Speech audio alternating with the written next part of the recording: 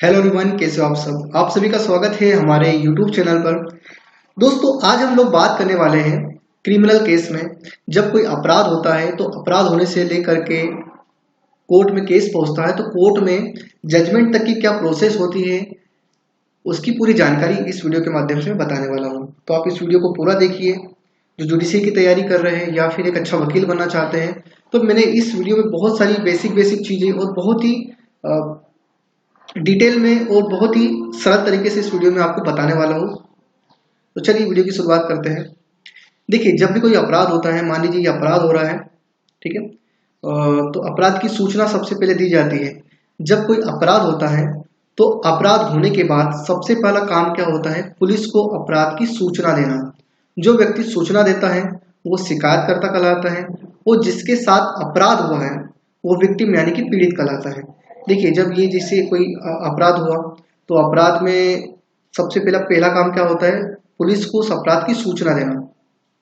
जो सूचना देता है वो शिकायतकर्ता कहलाता है। कई बार क्या होता है कि कई बार पुलिस के सामने भी कोई अपराध हो जाते हैं तो पुलिस भी उस मामले में क्या कर सकते हैं, शिकायतकर्ता होता है। पुलिस खुद भी शिकायतकर्ता होती है।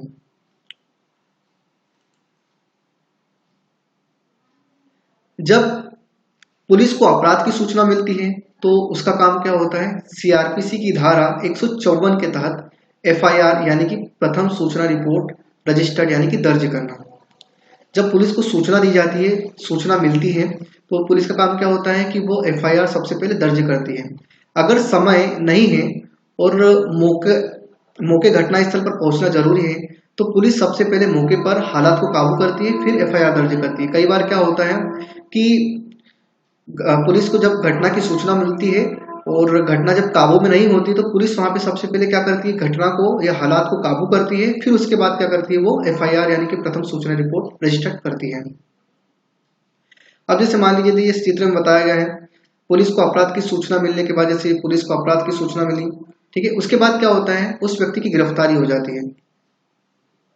अगर इस बात की उचित आधार मौजूद हो कि आपने कोई अपराध किया है या करने वाले हैं तो आपको पुलिस गिरफ्तार कर सकती है और आपको पुलिस स्टेशन ले जाया जाएगा। अगर मामला जमानती अपराध का है तो पुलिस स्टेशन से आपको फिर क्या कर दी जाती है, जमानत दे दी जाती है। देखिए, जब पुलिस को जब अपराध की सूचना मिलती है तो पुलिस क्या करती है, उस व्यक्ति को गिरफ्तार करती है। या अपराध अपने अपराध कर दिए उसके बाद भी गिरफ्तार कर सकती है, और या फिर पुलिस को ऐसी जानकारी मिलती है कि आप कोई अपराध करने वाले हो, तब भी आपको पुलिस क्या कर सकती है, शंका में गिरफ्तार कर सकती है। यदि मामला क्या होगा, जमानती अपराध का होगा, तो पुलिस स्टेशन से ही आपको क्या जमानत आपको क्या हो सकती है, मिल सकती है। अब देखिए, अब जैसे मान लीजिए अब फिर मजिस्ट्रेट के सामने पेशी होती है। गिरफ्तार करने के 24 घंटे के अंदर पुलिस को आरोपी को मजिस्ट्रेट के सामने प्रस्तुत करना होता है। जैसे मान लीजिए कोई घटना हो गई, पुलिस को सूचना मिल गई और पुलिस ने उस व्यक्ति को गिरफ्तार कर लिया, तो पुलिस का पहला काम क्या होगा, 24 घंटे के अंदर अंदर उस व्यक्ति को जिसको गिरफ्तार किया उसको मजिस्ट्रेट के सामने पेश करना होगा। जमानती अपराध में यदि आपको जमानती अपराध के लिए गिरफ्तार किया गया है तो आपको जमानत पर रिहा होने का अधिकार होता है, और ये बताने का दायित्व किसका होता है, पुलिस का ही होता है। फिर वो आपको 24 घंटे के भीतर पुलिस स्टेशन से ही जमानत पर रिहा कर सकता है। देखिए, यदि कोई जमानती अपराध है, अपराध भी दो प्रकार के होते हैं, एक संज्ञेय अपराध होता है, दूसरा होता है असंज्ञेय अपराध। जो संज्ञेय अपराध होता है वो गंभीर किस्म का होता है, उसमें आपको जमानत का प्रावधान नहीं होता है। लेकिन जो असंज्ञेय अपराध होता है उसमें आपको जमानत का प्रावधान मिल जाता है। तो यदि पुलिस को ऐसा लगता है कि ये जमानती अपराध है जिसमें आपको जमानत मिल सकती है या गंभीर किस्म का नहीं है, तो पुलिस क्या कर सकती है, आपको पुलिस स्टेशन से ही आपको जमानत पर रिहा कर सकती है। लेकिन अधिकतर मामलों में क्या होता है, जैसे आईपीसी के जो सेक्शन जो होते हैं 294, 323, 506, जो छोटे मोटे भी अपराध जो होते हैं उनमें, लेकिन फिर भी पुलिस क्या करती है, मजिस्ट्रेट के सामने उसको पेश करती है।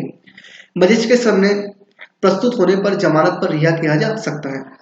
यदि आप एक सप्ताह के भीतर जमानत लेने में असमर्थ होते हैं, यानी कि आपको जमानत मिल गई है लेकिन आप फिर भी एक सप्ताह के अंदर अंदर 7 दिन के अंदर अंदर जमानत नहीं लेते हैं या असमर्थ होते हैं जमानत लेने में, तो न्यायालय आपको गरीब मान लेती है और व्यक्तिगत बंध पत्र यानी कि मुचलके पर रिहा आपको कर सकती है।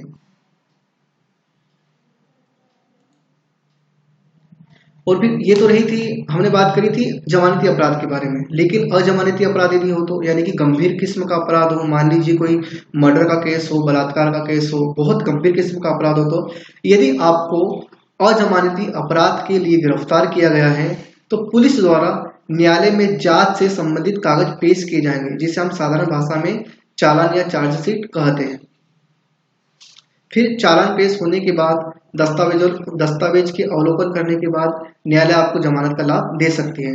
मान लीजिए आपने कोई गंभीर किस्म का अपराध किया है, मान लीजिए कोई मर्डर वगैरह किया है, बलात्कार किया है, तो पुलिस क्या करेगी, इन्वेस्टिगेशन करेगी, जांच करेगी, फिर उसके जो भी कागज वगैरह होंगे वो कोर्ट में पेश करेगी, जिसको हम साधारण सी भाषा में क्या करते हैं, चालान बोलते हैं, चालान या फिर चार्जशीट कहते हैं। तो जैसे मान लीजिए कोई 376, 354 या फिर मर्डर का केस होता है, तो उसमें 60 से 90 दिन के अंदर अंदर पुलिस क्या करती है, इन्वेस्टिगेशन करती है, फिर उसकी सारे कागजात तैयार करने के बाद फिर वो कोर्ट के सामने पेश करती है उस कागज को, जिसे हम चालान कहते हैं। तो फिर चालान पेश हो जाने के बाद फिर न्यायालय क्या करेगा, उन दस्तावेजों को देखेगा। यदि मान लीजिए कोई झूठा केस वगैरह हो या फिर उसका अवलोकन करने के बाद न्यायालय को लगता है कि जमानत दे दी जा सकती है, तो उसको जमानत का लाभ उसको दिया जा सकता है। परंतु अधिकतर गंभीर अपराधों में जैसे बलात्कार या मर्डर में जमानत का लाभ नहीं दिया जाता है। ठीक है।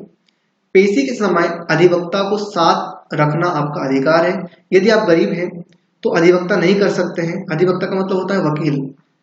आप जैसे आपने मान लीजिए कोई अपराध किया है, आपको गिरफ्तार किया है, फिर मजिस्ट्रेट के सामने ले जाया गया है, और यदि आपका कोई वकील नहीं कर सकते मनपसंद का, या आपकी जान पहचान का वकील नहीं कर सकते, उसके फीस देने के पैसे नहीं है आपके पास, तो आपको वकील करने का भी जो काम होता है वो कोर्ट का ही होता है। आप गरीब हो, मान लीजिए आप कोई गरीब हो, आप अधिवक्ता नहीं कर सकते, तो आप विधिक सहायता के आपको अनिवार्यतः निःशुल्क अधिवक्ता या वकील आपको उपलब्ध कराया जा सकता है। कोर्ट के माध्यम से आपको वकील उपलब्ध कराया जा सकता है।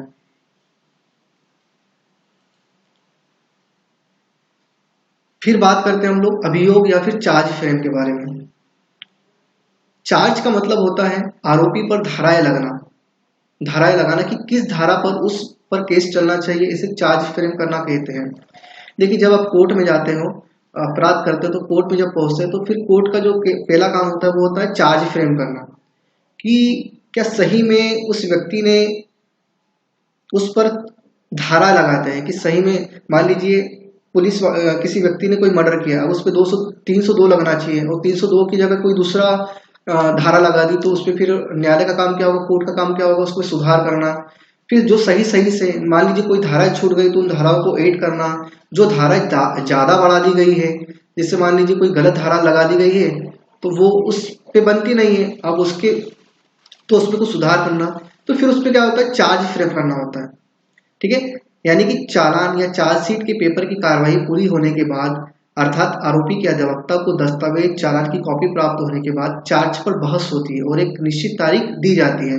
मान लीजिए कोर्ट ने चालान आरोप लगा दिए, चार्ज फ्रेम कर दिया, फिर एक चालान की जो कॉपी होगी वो आप जो अधिवक्ता आप करोगे उसको भी मिलेगी, फिर वो उस पर बहस करेंगे चार्ज पे कि साहब ये सेक्शन लगाया वो गलत है। बहस करने के बाद उस पर बहस की जा सकती है, एक तारीख नियत की जाएगी। फिर आरोप लगाए जाने के बाद, यानी कि चार्ज फ्रेम किए जाने के बाद, अदालत आरोपी से पूछती है, कोर्ट आरोपी से पूछती है कि क्या आपने क्या उसे अपना गुनाह कबूल है। अगर वो अपना गुनाह कबूल कर लेता है तो उसी वक्त या अगली पेशी पर सजा सुना दी जाएगी उसको। यानी कि चार्ज फ्रेम लग गए, उस पर आरोप लगाए गए। अब जैसे मान लीजिए किसी व्यक्ति पर आरोप लगाया गया कि आपको 302 पे आपने मर्डर किया है, तो आरोपी कहता है कि हाँ साहब मैंने मर्डर, अपना गुनाह कबूल कर लेता, तो फिर उसको उसी समय या फिर अगली पेशी पर उसको सजा सुना दी जाएगी। तो अधिकतर केसों में क्या होता है कि आरोपी अपना गुनाह कबूल नहीं करता है। तो यदि आरोपी अपना गुनाह कबूल नहीं करता है तो फिर ऐसी स्थिति में केस का विचारण किया जाता है, यानी कि इसको ट्रायल चलेगा। फिर ट्रायल का मतलब होता है विचारण या फिर गवाही। अगर अभियुक्त या आरोपी अपना अपराध स्वीकार नहीं करता है तो मामले को विचारण के लिए भेज दिया जाता है। विचारण में निम्नलिखित चरण शामिल होते हैं, यानी कि पहला, सीआरपीसी की धारा 313 के तहत आरोपी का या अभियुक्त का बयान पूछा जाता है। या फिर मौखिक या दस्तावेजी साक्ष्य प्रस्तुत किए जाते हैं, अभियोजन और बचाव पक्ष के वकीलों की दलीलें सुनाई जाती है, फिर उसके बाद क्या होता है, फैसला सुनाया जाता है। यानी कि ट्रायल में क्या होगा, ट्रायल में मान लीजिए किसी व्यक्ति को गलत फंसा गया है तो वो अपना एडवोकेट यानी कि वकील नियुक्त करेगा, वो सारी चीजें साक्ष्य एविडेंस प्रस्तुत करेगा, बहस वगैरह होगी, सारी चीजें होगी, जो भी दस्तावेज उससे संबंधित मौखिक लिखित, ठीक है, जो भी होगा, बचाव अभियोजन और जो बचाव पक्ष है अपनी दलीलें पेश करेगा। उसके बाद फिर पेश गवाही होने के बाद, सारी चीजें होने के बाद फिर कोर्ट अपना क्या करता है, जो जज जो होता है अपना फैसला सुना जाता है। अब फैसला सुनाता है तो फैसला दो तरीके का होता है, एक तो दोष सिद्धि और दोष मुक्ति। विचारण पूरा होने के बाद यानी कि ट्रायल पूरा होने के बाद न्यायालय द्वारा आपको या तो अपराध का दोषी नहीं माना जाएगा तो आपको दोष मुक्त किया जाएगा, अर्थात आपको बरी कर किया जाएगा, या तो अपराध का दोष सिद्ध ठहराया जाएगा और आपको दंड का आदेश दिया जाएगा। मान लीजिए विचारण पूरा हो जाता है, विचारण में आप दोष मुक्ति किए जाते हैं, यानी सारे सबूत गवाह देखा जाएगा, जज वगैरह उसको पूरा देखेगा, यदि आप उसमें दोषी हैं तो आपको दोष सिद्ध ठहराया जाएगा, यानी मान लीजिए आप दोष नहीं सिद्ध किए जाते तो आपको दोष मुक्त किया जाएगा, यानी आपको बरी किया जाएगा। तो ये होता है पूरा क्रिमिनल केस में जजमेंट तक की आपको मैंने एक छोटी सी